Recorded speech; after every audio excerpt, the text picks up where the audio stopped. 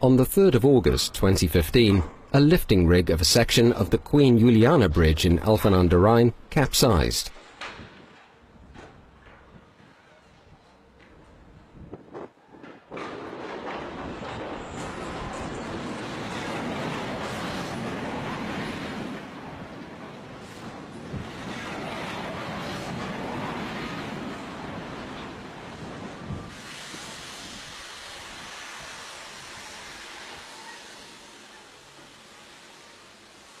Both cranes and the lifted bridge section fell on the surrounding buildings.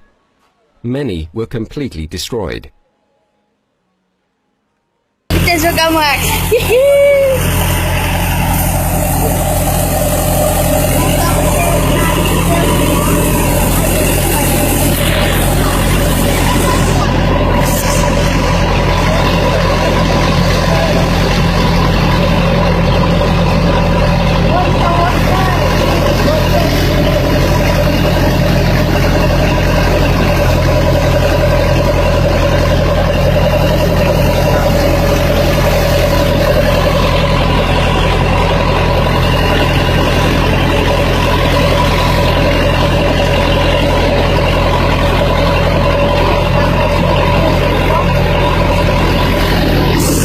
So much.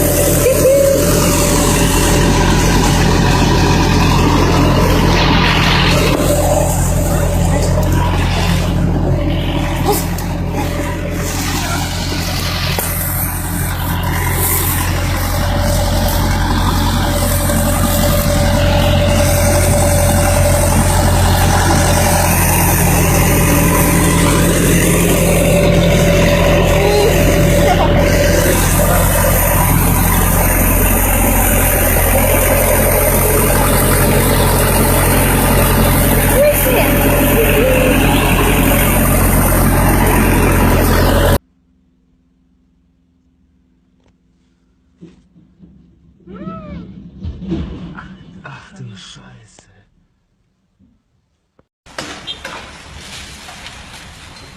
Duruyor.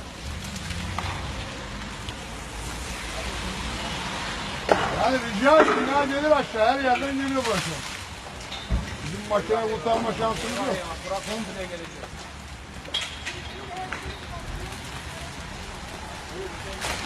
Ya git abla git ya. Şunun makinesini al, ben...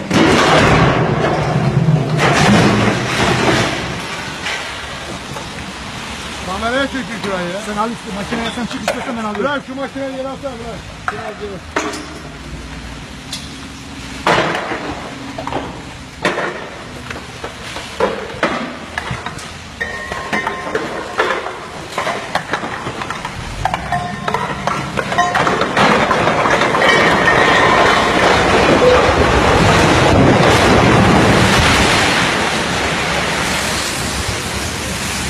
Hocam hep